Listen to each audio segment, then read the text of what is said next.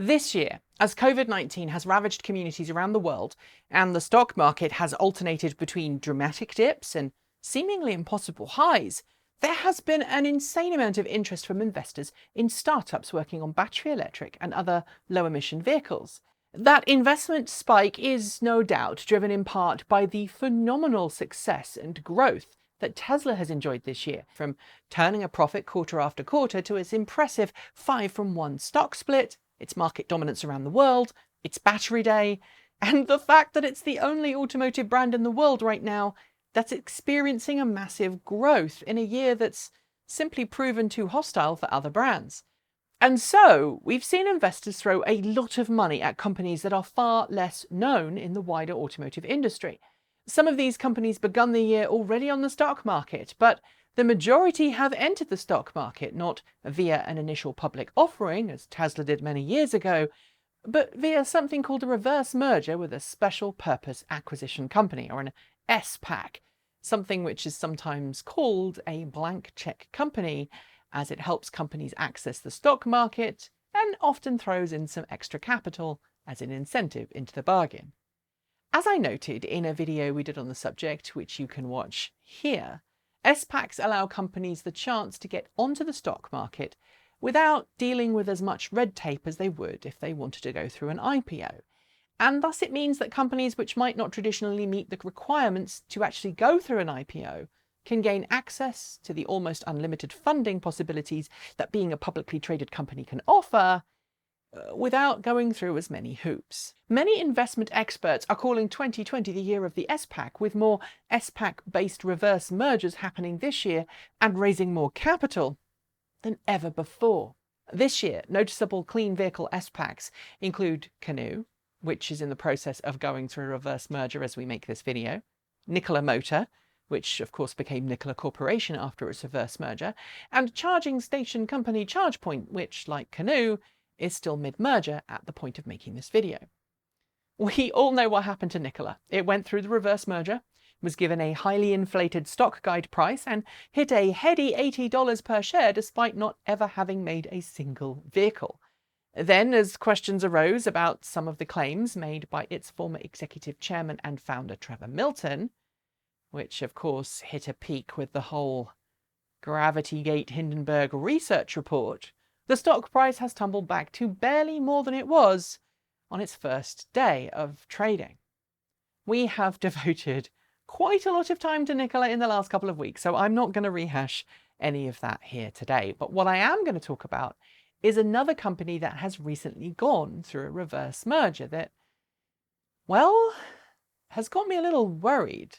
I'm talking about Lordstown Motors, a company that we haven't really seen much of, but which has managed to get airtime not once, but twice with the current US administration. Once by inviting Vice President Mike Pence to Lordstown, Ohio to effectively be the keynote speaker at its official launch ceremony, and once last week, just before President Donald Trump was diagnosed with COVID-19, in the form of a short photo opportunity outside of the White House. Save for those two very visible, very important events, we've not seen a whole lot from Lordstown Motors. And as I noted in a recent Weekend Roundup show, something feels decidedly off about how the company is operating and advertising its upcoming Lordstown Endurance pickup truck. I'm going to examine what we know about Lordstown thus far, and ask some basic things that I want answers to. Why has no one, not even big-name automotive websites or news outlets, got a chance to get behind the wheel yet? Why is there so little B-roll of this vehicle, whether in pre-production prototype or alpha prototype phase undergoing testing? And I'm hoping that by making this video, some of you will have maybe seen or experienced the truck yourself and can set me straight.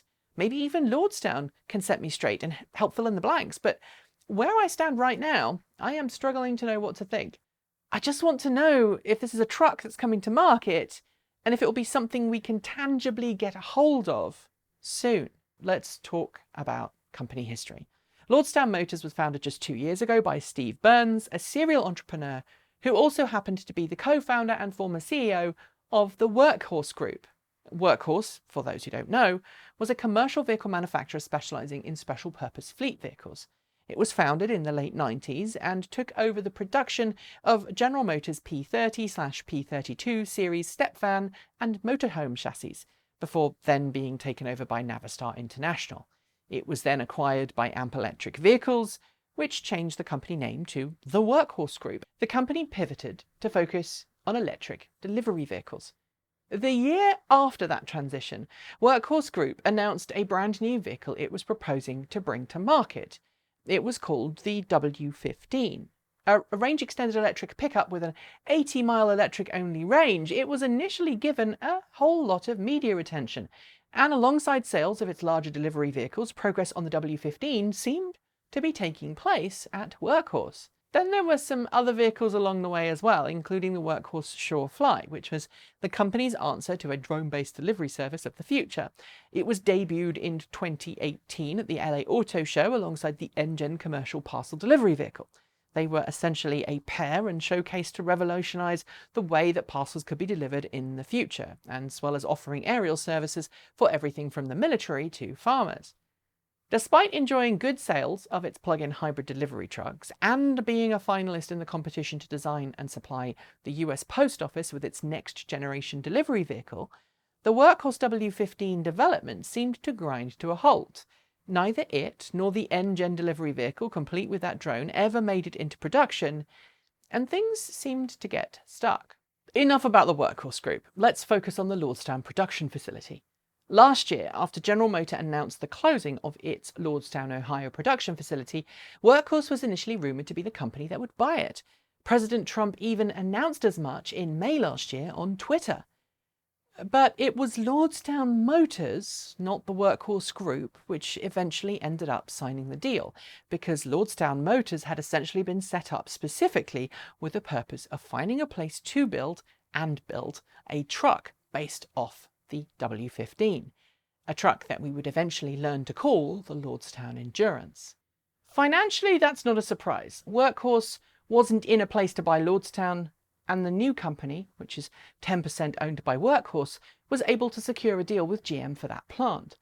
And to be clear, we're not just talking about a purchase agreement. GM actually loaned Lordstown $40 million to buy its former facility, the payback for that remaining something of a question mark, at least according to quotes from earlier this year by Burns. Lordstown also purchased the rights to build the Endurance on the work of the W15. Sure, the Endurance is all electric and features in-wheel motors, while the W15 was a range-extended electric truck with a conventional electric drivetrain setup, but still, the license to use the W15's intellectual property and take over its 6,000 unfulfilled pre-orders cost Lordstown a reported $15.8 million, and Lordstown agreed to kick 1% of every sale back to Workhorse, as well as give Workhorse 1% of any financing that it managed to raise. The Wall Street Journal last year reported that Steve Burns had stated about $300 million would be needed to bring the Endurance to production. By this year, that estimate had risen to $450 million just to reconfigure the plant and get the Endurance to pre-production status. As of June this year, I understand it was hoped that the company could apply for and receive a low-interest loan under the same Advanced Vehicle Technology Manufacturing Loan program that companies like Tesla, Nissan and Ford used in the past to help them bring cleaner vehicles to market. And according to a CEO update posted in June on the company website, Lordstown was in the process of, quote, finalising the prototype vehicle battery. It was also working on demolishing old production equipment that it didn't need and starting the process of retooling the factory for series production. Quote, we'll start stamping a few of the tools on site in preparation for pre-production later this year. Throughout this summer, we were treated to various snippets and teasers from Lordstown, including photographs and videos of various vehicles undergoing testing. But unlike your average auto industry test video, which tend to be well made and pretty long in length, the Lordstown snippets were very short. They didn't leave much of an impression either, other than confirm that yes, a prototype vehicle was definitely being worked on. They did nothing to inspire excitement in a vehicle which was, as yet, unrevealed. But, to be fair, to this point, all of the hype around the Lordstown Endurance was what you might expect for any startup. But it was the June launch event which really got me concerned. Aside from the lack of physical distancing from some of the people there, remember Ohio was still very much struggling to deal with COVID at the time, the actual launch event consisted of very little detail about Lordstown or the Lordstown Endurance. Sure, we saw an Endurance on stage. It actually did drive onto stage during the event, indicating that it was functional. And afterwards, Lordstown shared B-roll of Vice President Pence looking at the truck with some of the team responsible for building it. But during that actual event, well, we heard more about the current White House administration than we did about the Lordstown Endurance. We didn't get any specs, an estimated launch date, or anything at all about the unique in-wheel motors. And frankly, if I was behind the first truck to enter into production with functional in-wheel motors, I would be screaming and shouting about it a lot more than Lordstown Motors did. So that's red flag number one. Red flag number two comes from the fact that ever since the event, we've had more press releases, but only a few short videos of the truck in motion. The largest came in the form of an advert, showcasing some of the kind of things that the Endurance, a pickup designed for a hard-working life rather than life as a lifestyle pickup, would do. There is barely any information available that would help anyone make the decision to buy one, or order one, or fill out a non-binding letter of intent to buy a fleet of them. Yes, Lordstown's website has a pro forma letter of intent template for anyone to fill out should your company wish to buy 5 or more when production begins in the first half of 2021. Granted, Lordstown website now lists a price, $52,500, performance figures, a 5.5 second sprint time, 600 horsepower, which is 447 kilowatts, a towing capability of up to 7,500 US pounds, which is just over 3,400 kilograms, and a range of approximately 250 miles per charge, which is 402 kilometers. But to date, there's only been that advert and then a short set of 16-second website videos on YouTube. The reverse merger, which will net it $675 million of gross proceeds, which the company says will now be used to fund production of the Endurance, is going ahead, based on what, frankly, to the layperson, in my opinion, looks to be a promise.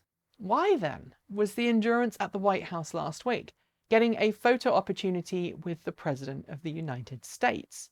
With my skeptical hat on, it's a very carefully executed media move. Phrases like the first true all-wheel drive electric pickup and the first electric pickup with a front trunk were bandied about, and President Trump lavished plenty of love and praise on both the Endurance pickup and Lordstown Motors.